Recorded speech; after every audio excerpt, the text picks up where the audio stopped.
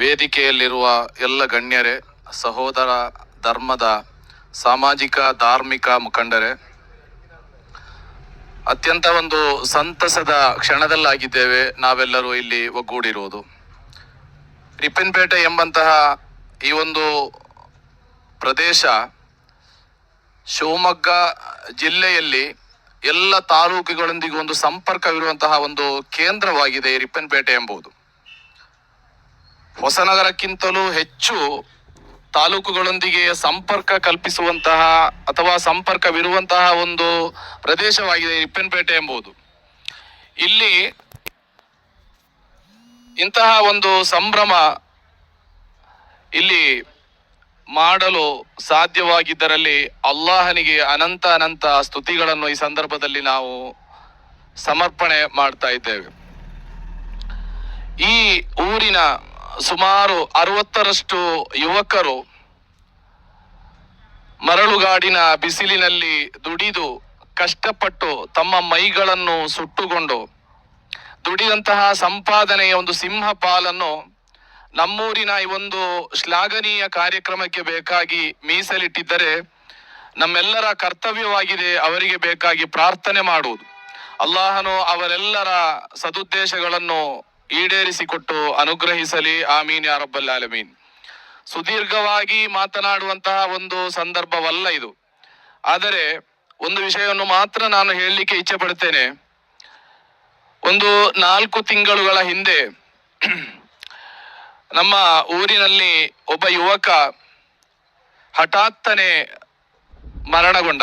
ತೀವ್ರವಾದಂತಹ ಒಂದು ಕಾಯಿಲೆಯಲ್ಲಿ ಸಿಲುಕಿ ಶಿವಮೊಗ್ಗದ ನಂಜಪ್ಪ ಆಸ್ಪತ್ರೆಯಲ್ಲಿ ದಾಖಲು ಮಾಡಲ್ಪಟ್ಟು ಬಹಳ ಮನಸ್ಸಿಗೆ ನೋವುಂಟು ಮಾಡಿದಂತಹ ಒಂದು ಮರಣ ವಾರ್ತೆಯಾಗಿತ್ತು ಅದು. ಅತ್ಯಂತ ನಿಗಾ ಘಟಕದಲ್ಲಿದ್ದಂತಹ ಸಂದರ್ಭದಲ್ಲಿ ವಿನೀತನಾದ ನಾನು ಆ ಆಸ್ಪತ್ರೆಗೆ ಭೇಟಿ ಕೊಟ್ಟಿದ್ದೆ. ಭೇಟಿ ಕೊಟ್ಟಂತಹ ಸಂದರ್ಭದಲ್ಲಿ ಅಲ್ಲಿಂದ ಡಿಸ್ಚಾರ್ಜ್ ಮಾಡಿ ಮತ್ತೊಂದು ಆಸ್ಪತ್ರೆಗೆ ಕೊಂಡೊಯ್ಯುತ್ತೇವೆ ಎಂಬಂತಹ ಆ ಒಂದು ಕೊನೆಯ ಆಸೆಯೊಂದಿಗೆ ಕುಟುಂಬಿಕರು ಇದ್ದರೆ ಅದಕ್ಕೆ ಬೇಕಾಗಿ ವ್ಯವಸ್ಥೆಗಳನ್ನು ಕಲ್ಪಿಸಲು ನಮ್ಮ ಊರಿನ ಈ ಜಮಾಅತ್ ಕಮಿಟಿಯ ಸಹಿತವಿರುವ ಹಲವಾರು ಯುವಕರು ಆ ಒಂದು ಆಸ್ಪತ್ರೆಯಲ್ಲಿ ತಂಗಿದ್ದರು, ಜಮಾಯಿಸಿದ್ದರು. ಆ ಸಂದರ್ಭದಲ್ಲಿ ಈ ವೇದಿಕೆಯಲ್ಲಿ ಇರುವ ಅಥವಾ ಈ ಜಮಾಅತಿನಲ್ಲಿರುವ ಒಂದಿಬ್ಬರು ವ್ಯಕ್ತಿಗಳು ಪರಸ್ಪರ ಮಾತನಾಡುತ್ತಿದ್ದುದನ್ನು ನಾನು ಕೇಳಿದ್ದೇನೆ. ಕಾರಣ, ಈ ವ್ಯಕ್ತಿಯನ್ನು ಅಥವಾ ಈ ರೋಗಿಯಾಗಿ ಮಲಗಿರುವಂತಹ ಈ ಆಶಿಕ್ ಎಂಬಂತಹ ಯುವಕನನ್ನು ಪಕ್ಕದ ಆಸ್ಪತ್ರೆಗೆ ಕೊಂಡೊಯ್ಯಲು ಬೇಕಾಗಿ ಆಂಬ್ಯುಲೆನ್ಸ್ ಕೇಳಿದಂತಹ ಸಂದರ್ಭದಲ್ಲಿ ಗಂಟೆಗಟ್ಟಲೆ ಕಾಲ ಅಲ್ಲಿ ಕಾಯಬೇಕಾಗಿ ಬಂತು. ಆ ಸಂದರ್ಭದಲ್ಲಿ ನಾನು ಮನಸ್ಸಿನಲ್ಲಿ ಒಂದು ಯೋಚನೆ ಮಾಡ್ತಾ ಇದ್ದೆ. ಸುಬ್ಹಾನಲ್ಲಾಹ್, ನಮ್ಮ ರಿಪ್ಪನ್ಪೇಟೆ ಎಂಬಂತಹ ಈ ಒಂದು ದೊಡ್ಡ ಊರಿನಲ್ಲಿ ಎಲ್ಲರೂ ಶ್ರಮ ಪಟ್ಟರೆ ಸಣ್ಣ ಒಂದು ಸಾಹಸದಲ್ಲಿ ಒಂದು ಆಂಬ್ಯುಲೆನ್ಸ್ ನಮ್ಮ ಈ ಊರಿಗೆ, ನಾಡಿಗೆ, ಕೇವಲ ಮುಸಲ್ಮಾನರಿಗೆ ಮಾತ್ರ ಎಂದು ನಾನು ಭಾವಿಸಿಲ್ಲ. ಬದಲಾಗಿ ಈ ನಾಡಿನ ಪ್ರತಿಯೊಬ್ಬ ಧರ್ಮದವರಿಗೂ ಸಹ ಅದು ತಲುಪಬೇಕು ಎಂಬಂತಹ ಒಂದು ಬಯಕೆ ನನ್ನ ಮನಸ್ಸಿನಲ್ಲೇ ನಾನು ಹೀಗೆ ನೆನಪಿಸಿಕೊಳ್ತಾ ಇದ್ದೆ. ಇದು ನೋಡಿ, ಮೊಹಿಯುದ್ದೀನ್ ಶೇಖ್ ತಂಗಳ್ರವರ ದೊಡ್ಡ ಒಂದು ಕರಾಮತ್ತಾಗಿದೆ. ಆ ಸಂದರ್ಭದಲ್ಲಿ ನಮ್ಮ ಜಮಾಅತಿನ ಅಧ್ಯಕ್ಷರಾದಂತಹ ಹಸನಬ್ಬಾಕರ್ ಅವರು, ಅದೇ ರೀತಿ ಈ ಊರಿನ ಮತ್ತೊಬ್ಬ ವ್ಯಕ್ತಿ, ಅವರಿಬ್ಬರು ಪರಸ್ಪರ ಮಾತನಾಡ್ತಾ ಇದ್ರು. ನಮ್ಮ ಊರಿನಲ್ಲಿ ನಾನು ಮನಸ್ಸಿನಲ್ಲಿ ಭಾವನೆ ಮಾಡ್ತಾ ಇದ್ದೇನೆ, ಪಕ್ಕದಲ್ಲಿ ಅವರಿಬ್ಬರು ಮಾತನಾಡ್ತಾ ಇದ್ದಾರೆ. ನಮ್ಮ ಊರಿನಲ್ಲಿ ಒಂದು ಆಂಬ್ಯುಲೆನ್ಸ್ ಬೇಕು, ನಮ್ಮ ಊರಿಗೆ ಒಂದು ಆಂಬ್ಯುಲೆನ್ಸ್ ತರಬೇಕು. ಆದರೆ ಈಕೋ ಎಂಬಂತಹ ವಾಹನ ನಮ್ಮ ಊರಿನಲ್ಲಿ ನಡೆಯುವುದಿಲ್ಲ.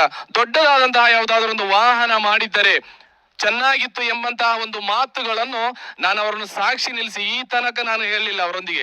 ಈಗ ಹೇಳ್ತಾ ಇದ್ದೇನೆ. ಅವರು ಮಾತನಾಡ್ತಾ ಇದ್ರು, ನನ್ನ ಮನಸ್ಸಿನಲ್ಲೂ ಸಹ ಅದೇ ಭಾವನೆ ಉಂಟಾಯ್ತು. ಆ ಸಂದರ್ಭದಲ್ಲಾಗಿದೆ ಅಲ್ಲಾಹನ ದೊಡ್ಡ ಅಪಾರವಾದ ಅನುಗ್ರಹದಿಂದ ಇಂತಹ ಒಂದು ಸಂಘಟನೆಯಲ್ಲಿ ರೂಪುಗೊಳ್ಳಿಕ್ಕೆ ಸಾಧ್ಯವಾಯಿತು.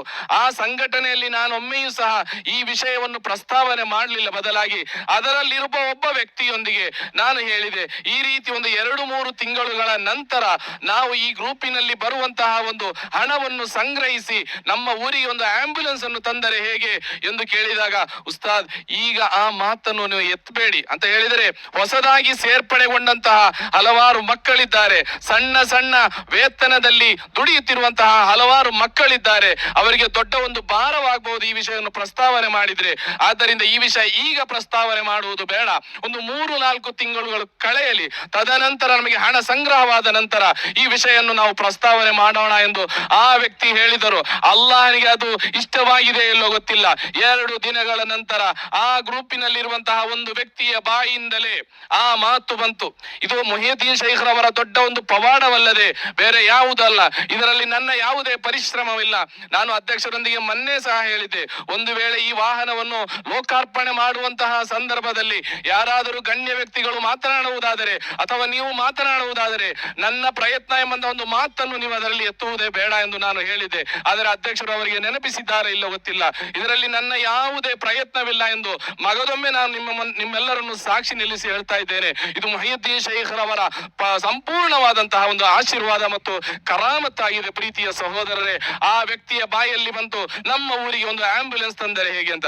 ಎಲ್ಲರೂ ಚಾಲನೆ ಕೊಟ್ಟರು, ಎಲ್ಲರೂ ಅದಕ್ಕೆ ಸಹಮತವನ್ನು ವ್ಯಕ್ತಪಡಿಸಿದರು. ಸುಬ್ಹಾನಲ್ಲಾ, 3 ತಿಂಗಳುಗಳಲ್ಲಿ 9 ಲಕ್ಷದಷ್ಟು ಹಣ ಯಾವುದೇ ರೀತಿಯ ಸಾಲವನ್ನು ಮಾಡದೆ ಸಂಪೂರ್ಣವಾಗಿ ಕ್ಯಾಶ್ ಕೊಟ್ಟು ಈ ವಾಹನವನ್ನು ಈ ಮಸೀದಿಯ ಮುಂಭಾಗದಲ್ಲಿ ನಿಲ್ಲಿಸಲಿಕ್ಕೆ ಸಾಧ್ಯವಾಗಿದ್ದರೆ ಅದು ಮುಹಿಯುದ್ದೀನ್ ಶೈಖ್ರವರ ಪ್ರತ್ಯೇಕವಾದಂತಹ ಆಶೀರ್ವಾದವಾಗಿದೆ ಎಂದು ಈ ಸಂದರ್ಭದಲ್ಲಿ ನಾನು ಹೇಳಲಿಕ್ಕೆ ಇಚ್ಛೆ ಪಡ್ತೇನೆ. ಕೆಲವರಿಗೆ ಒಂದು ಆ ಅನಿಸಿಕೆ ಬಂದಾಗ ಹೇಳಿದರು, ಇಲ್ಲ ನಾವು 1-2 ಲಕ್ಷಗಳನ್ನು ಕಟ್ಟಿ ನಾವು ಲೋನ್ ಮಾಡುವ ಮೂಲಕ ವಾಹನವನ್ನು ತರೋಣ.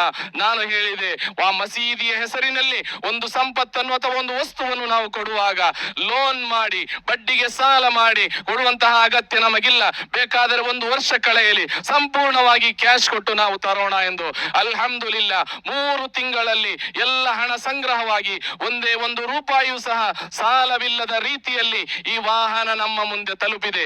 ನಾನು ಈಗ ದುವಾ ಮಾಡುವುದು ಈ ವಾಹನದಲ್ಲಿ ಸಂಚಾರ ಮಾಡಲಿಕ್ಕೆ ಅಲ್ಲಾಹನು ಅನುಗ್ರಹಿಸಲಿ ಎಂದಲ್ಲ, ಬದಲಾಗಿ ಅಗತ್ಯವಿದ್ದಂತಹ ಸಂದರ್ಭದಲ್ಲಿ ಯಾರ ಕಾಲನ್ನು ಹಿಡಿಯದೆ ಈ ವಾಹನವನ್ನು ಉಪಯೋಗಿಸುವಂತಹ ಒಂದು ಸಂದರ್ಭ ನಮಗೆ ಬೇಕಾದ ಸಂದರ್ಭದಲ್ಲಿ ಒದಗಿ ಬರಲಿ ಎಂದು ಈ ಸಂದರ್ಭದಲ್ಲಿ ಹೇಳುತ್ತಾ, ಜಮಾಅತಿನ ಪ್ರತಿಯೊಬ್ಬರನ್ನೂ ಸಹ ನಾನು ಪ್ರತ್ಯೇಕವಾಗಿ ಸ್ಮರಿಸಲು ಇಷ್ಟಪಡುತ್ತೇನೆ. ಕಾರಣ ನಾನು ಈ ಊರಿನ ವ್ಯಕ್ತಿ ಅಲ್ಲ, ಬದಲಾಗಿ ಹೊರಗಿನವನಾಗಿದ್ದರೂ ಸಹ ಇಷ್ಟೊಂದು ಲಕ್ಷ ರೂಪಾಯಿಗಳ ವ್ಯವಹಾರಗಳನ್ನು ಮಾಡಲಿಕ್ಕೆ ನೀವೆಲ್ಲರೂ ಇಷ್ಟೊಂದು ರೀತಿಯಲ್ಲಿ ಸಹಕಾರ ಮಾಡಿದ್ದಕ್ಕೆ ಮಾತ್ರ ನನ್ನಿಂದ ಸಾಧ್ಯವಾಯಿತು ಎಂದು ಈ ಸಂದರ್ಭದಲ್ಲಿ ಹೇಳುತ್ತಾ, ನಿಮ್ಮೆಲ್ಲರಿಗೂ ಸಹ ಮಗದೊಮ್ಮೆ ಮನದಾಳದ ಕೃತಜ್ಞತೆಗಳನ್ನು ಹೇಳುತ್ತಾ, ಅಲ್ಲಾಹು ಸುಬ್ಹಾನಹು ವ ತಆಲಾ ಸಹಾಯ ಮಾಡಿದವರಿಗೂ ಸಹಾಯ ಪಡೆದವರಿಗೂ ಪ್ರಯತ್ನಿಸಿದವರಿಗೂ ಮಾತನಾಡಿದವರಿಗೂ ಇದರ ಹಿಂದೆ ಕಾರ್ಯಾಚರಣೆ ಮಾಡಿದ ಎಲ್ಲರಿಗೂ ಸಹ ಅರ್ಹವಾದಂತಹ ಪ್ರತಿಫಲ ಈ ಇಹದಲ್ಲೂ ನೀಡಲಿ, ನಾಳೆ ಪರಲೋಕದಲ್ಲಿ ನಮಗೂ ನಮ್ಮಿಂದ ಅಗಲಿದ ನಮ್ಮ ಕುಟುಂಬಿಕರಿಗೂ ಗುರುವರಿಗೂ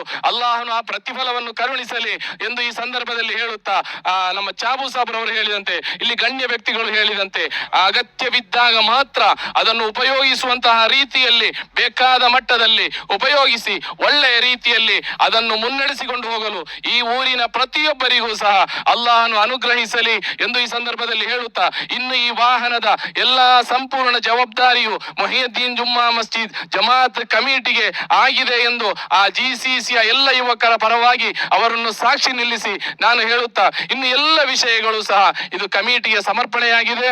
ಆಖಿರು ದಾವಾನಾ, ನನ್ನ ಮಾತಿಗೆ ಕಡಿವಾಣ. ಅಸ್ಸಲಾಮು ಅಲೈಕುಂ ವರಹಮತುಲ್ಲಾಹಿ ವಬರಕಾತುಹು.